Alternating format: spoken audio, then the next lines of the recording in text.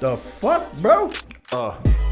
Just called the audible, changing plans, Schirk alert, and we sliding like an avalanche. A mile high, giving updates, gotta love it. Talking shit, sipping drink, rolling up nuggets. 365, rocking with the Rockies. Real talk is authenticated, never copied. In this town we call home, Broncos got the belt. Schirk alert, put another ring up on the shelf. Alright, welcome to this episode of Schirk Alert. We're gonna fucking get right down to it. We've got trade deadlines for the NBA. We got some fucking Broncos news. And this shit's about to be litty. Can't wait to let y'all know what happened. I'm gonna go ahead and introduce Mr. Infamous Jones. Come on in, man. Schirk alert. Schirk alert. Dun-dun-dun. Gotta love. Oh, and trees off the bat. I love this show. Welcome, welcome, Right welcome, on. welcome. Like always, Yes, sir. little puff, little sip. Mm-hmm. Ooh, that's a little dribble there. Hell yeah. All right. Shit, yeah. What you got grooving today, man? Man, today is a day. So, everything came to a culmination. We've got the Broncos, all the secondary signed on up. We don't even have to potentially reach on out for a Caleb Farley. His back's fucked. We got a Patrick Surtain alert. He's the third. We love it. But also, with the trades that happened, San Francisco moved up to number 3, potentially fucking around with our quarterback status. But at number 9, evidently we're going to sit back and play it. Hey. Little off course. Dolphins, they fucking lined up and got a whole load of first rounders for their trades. So this draft is going to be nuts. That's what happens when you suck dick last year. Well, that and they made a couple of trades the years before. Yeah, That yeah. seemed silly as shit, but not right now. So that's what we're hoping with the Broncos. We can make this shit happen in a couple of years. Okay. Look back at it. Who are they So- looking at for QB? So we got Locke. Okay, Alex yeah. Smith is out there. Maybe a little mentorship. Might have to overpay him. Okay. Don't like that. Deshaun Watson. There's Watson, a whole. no, okay, yeah. There's a that's whole what- conspiracy yeah. theory with this shit going on. There's 2 conspiracy theories going on with this shit right here. All right, number 1. Number 1, it is never right to disrespect women sexually. Now, Unless you're sometimes. Kareem Hunt.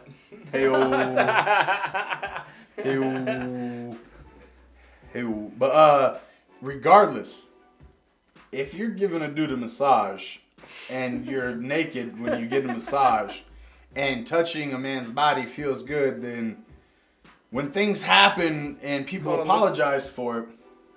This is a dude on dude. No, so Sexual assault. Deshaun Watson. situation? No. No. Okay. Nah, so obviously I'm not a legal expert, but as the stories go, he went through a licensed massage therapy spot and he was very cordial.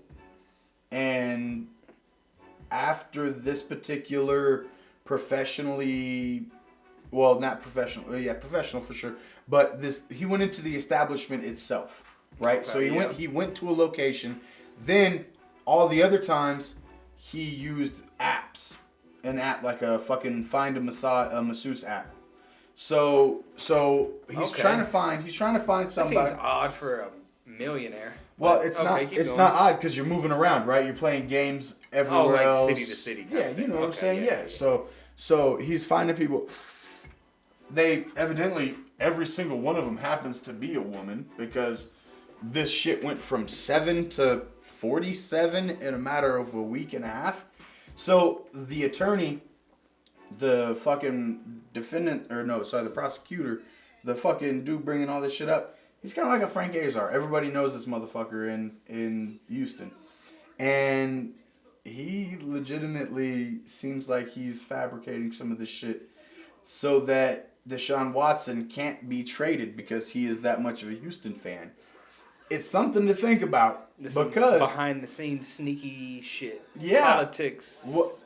shit. Yeah. Some collusion shit, you know?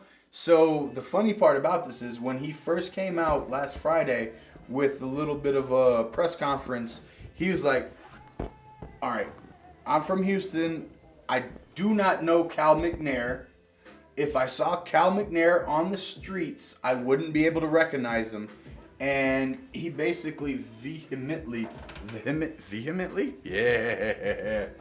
denied knowing Cal McNair. It's just like saying you don't know who Pat Bowlen is. If you're a Broncos fan, you know who the owner of your fucking team is.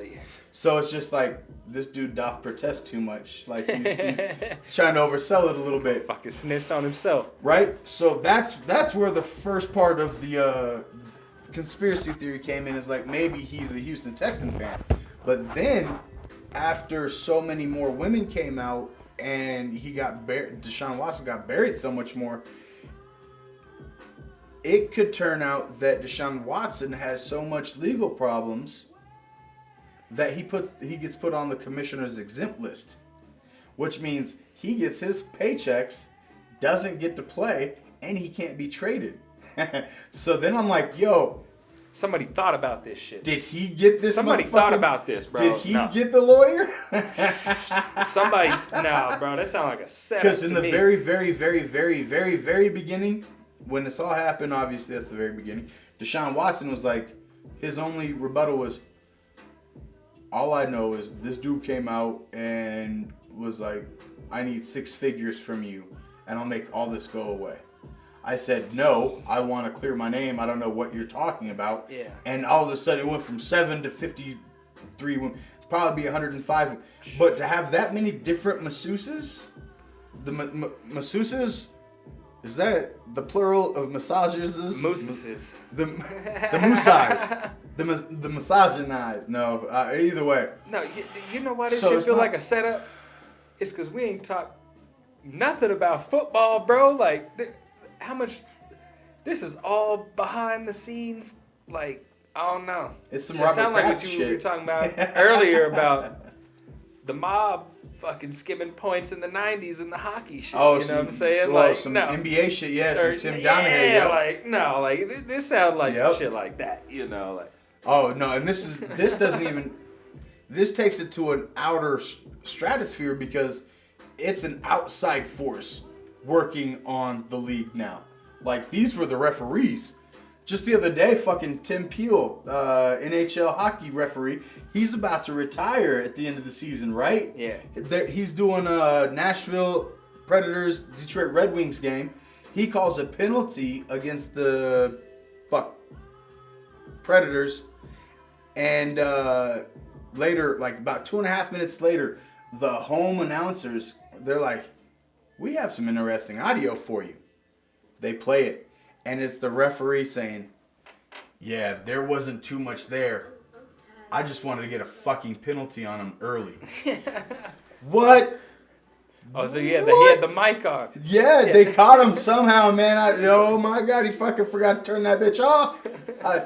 What? Or it got turned on. Either way, about 8.5, 9 hours later, NHL was like, no, he's fired. He will no longer referee a game. He will not be invited back. Bye, Felicia. Get the fuck out of here. So, no, yes. You're about 29, crazy, 45 games away from fucking retirement. No, yeah. So instead of having stars pinned on your chest, you got a stripe down your back. Man. Jesus. What is dishonorably discharged? Oh my goodness. That's Alzheimer's. Early onset Alzheimer's or some shit, man. I don't know. But either way, that's a blooper of the week for you. It's that shit? Yeah. Yep. All right, yep. All right, well, that's a little old too, but what else is old and semi-new? We got some fucking Broncos news. Our fucking no-fly zone is back. Albeit, maybe on paper, but that's all we can hope for until the season really starts. We've got all of our cornerback situations set up. We've got some safeties. Man, we got returning Kareem Jackson. We got Justice Simmons back. We got Darby. We're going to see how he plays out. He's a solid player, man. He's quiet and he knows how to do it. Man, Vic Fangio got himself a little old piece of pie in Kyle Fuller. Little Chicago Bears. Okay. He did him right there. Let's see if he can do us right now. That might take away, I hope it takes away the cornerback position at number 9. But is Elway still making decisions? So his decision was that he was going to step down. Okay. Up to a higher position. So, since he's still the man, I'm going to step out of the general manager position. He said, I'm going to make more money, but shut the fuck up. Exactly. Okay. Exactly. Well, no, maybe the same amount of money, basically. But he's out of the decision-making wheelhouse. George Payton is our man now. And he was the general man. Is that a no relation? No relation. Okay. Unfortunately. Because it's a first. That's a first and a last name. Not only that, but if you read his name on paper, you really want to call him George Patton. And he's a general. It just works so much better. Put some stars on that motherfucker. Yes, right here. Change your name back to Patton. Come on, George. Patton. Come on, George. Why not? What? Why not? Hey, if you're making all the moves, either way, nah. I digress. So he was with the Vikings. He was the assistant pimp to the pimp. Okay. You know what I'm saying? For about assistant pimp. For about 17 years or whatever. All right. And he was involved with the scouting and the drafting. Okay. So hey, that's what we need help on. That's honestly legitimately real shit. 100 church. Church. If we got it, we sip it. Boom. So Elway stepped down, but went into a higher position because why would you demote your own self?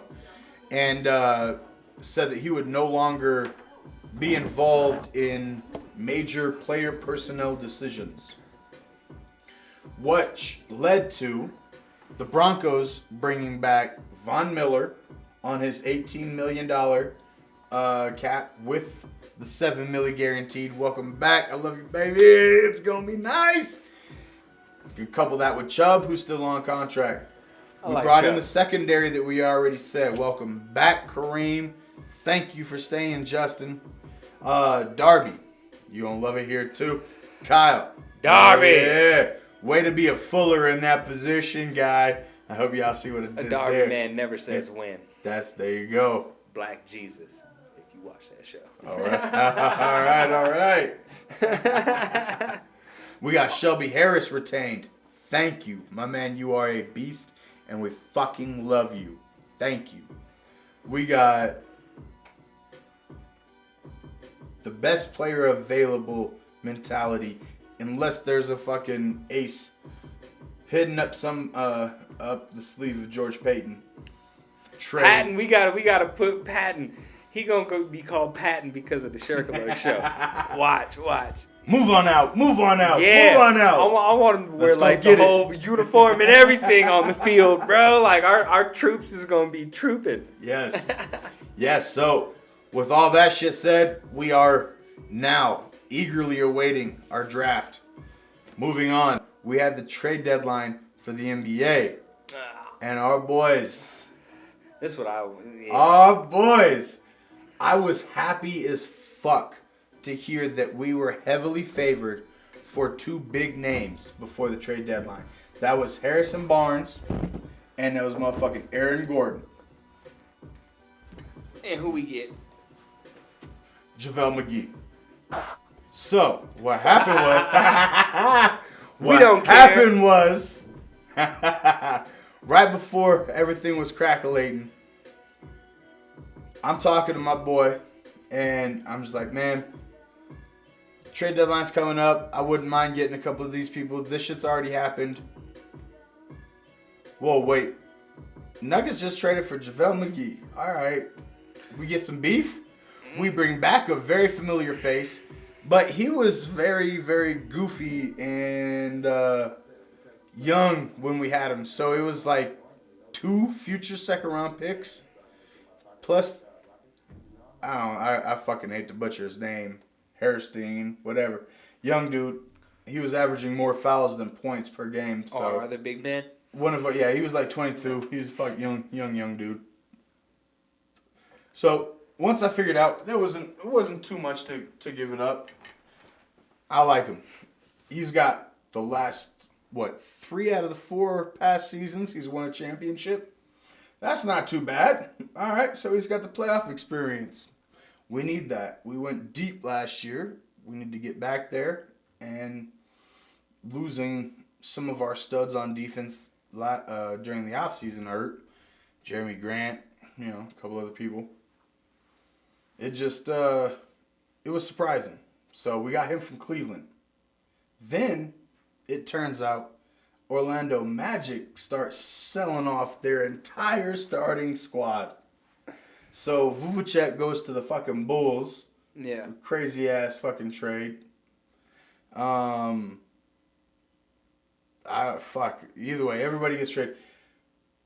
Like I said, my 2 names, Harrison Barnes, Aaron Gordon. Aaron Gordon was the number 4 draft pick coming out of Arizona in 2014. 2014 is when we got Jokic in the second round. Our first round pick was Doug McDermott out of Creighton. He was a big ass white dude. Fucking wet on the 3, man. Fucking great size. Everything I thought we could use. Traded as soon as we picked him. That pick was for Gary Harris out of Michigan State. Interesting. Really? Yes, sir. Okay. Yes, sir. It's crazy to see how shit would eventually lead to something like us getting a motherfucking Aaron Gordon. Or could have kept. Yep. So we didn't have to trade too much for this dude, and I was really wanting him coming out of the 2014 draft. That would have been fucking sick. No, yeah. We got a 2025 first round pick going. We got Gary Harris, unfortunately, leaving us, and our rookie, R.J. Hampton. If this dude fits in the way we're supposed to, he's going to be fucking moving on the pick and roll, the pick and pops, and he's going to have a lot of slam dunks. I'm making that trade, bro. I would have made that trade easy. That's not a hard decision. I love that shit, man. Hell yeah. I love it. Let's go, Aaron Gordon. Let's go. For once, the Nuggets surprised me more than the other team that we still won't talk about yet. And that other team that we won't talk about, the one that traded $50 million plus a player to the one team, we will be seeing him on 4th of July. We love you, Trevor. Aaron. His name is Aaron. No. Arenado. We love Trevor's story. Okay, well. To death. Nolan Aaron. His first game back is going to be on 4th of July. No, I knew you was talking about Nolan. He tried to shirk me. He tried to fucking hoogie juke me. You tried to ookie juke, give me the AI, and he got me. He faked me out. I landed on my fucking ankles like I was Bambi. Freshborn deer. Fawn. His name is Fawn.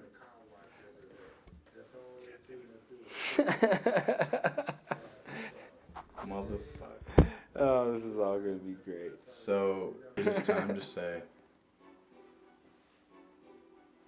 till next time.